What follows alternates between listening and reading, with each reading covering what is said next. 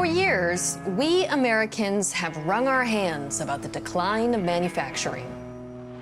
We've fretted over our crumbling infrastructure, and we've eulogized many a Rust Belt town.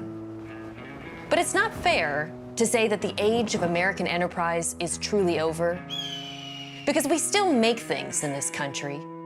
Sprawling, majestic, sticky things. A beer snake is a collective stack of cups, starts small and grows rather tall. Cups! Cups! Cups! The energy is palpable right now. A beer snake is people having a good time. Yeah! And the crowds. You don't beat the beer snake! It's one small step for man, one giant leap for mankind. 1 month before that guy walked on that big rock, real history was made in the bleachers of Wrigley Field. There, a Chicago banker named Eugene Mraz would take one small sip for man, one giant gulp for mankind. So in the summer of 1969, my dad was featured on the back page of the Chicago Sun-Times in a series of photographs showing him and his crew creating the first documented case of the beer cup snake ever. My grandpa, who's probably a few beers deep already that day, allowed my dad and my uncle to go run around Wrigley, collect these cups, and bring them back to where they were sitting and create this beer cup snake. What would Harry Carey say right now? I have an old style. Oh, that is awesome. A couple of years ago where the camera crew kept coming back to the bleachers, and as the beer cup snake got bigger and bigger and bigger, they were talking about how it had originated. They were thinking that it was a recent kind of a thing. So I had Googled when the first beer cup snake was, and then it popped up 1997 in Australia, and I was like, what? We have this newspaper article from 1969.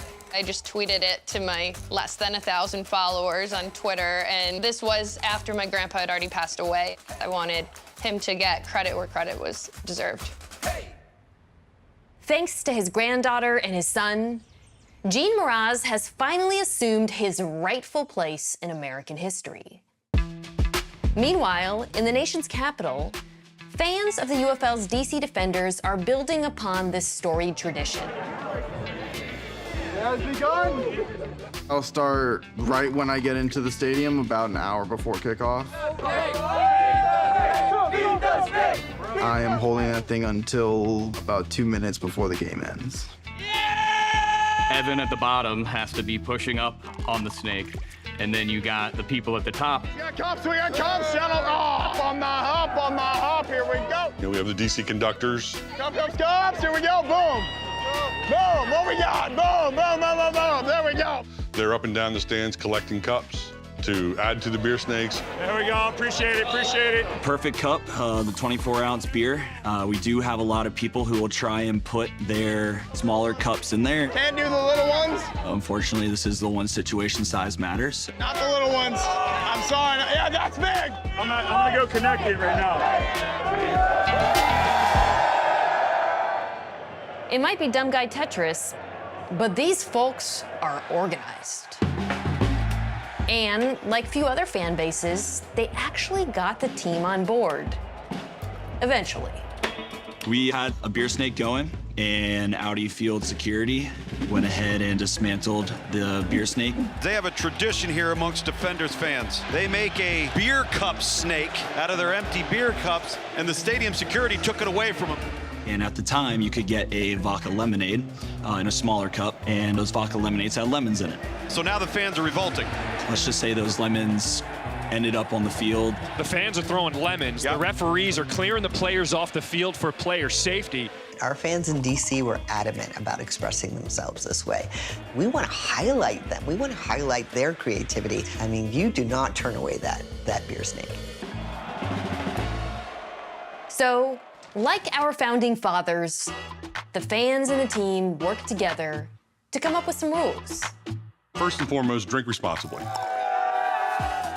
We don't want to have to get escorted out of the game. Number two, don't throw the cups. You have to get everything together, stack it up, add it in. The biggest rule at the end is that it all has to come down into the recycle bins before the end of the game.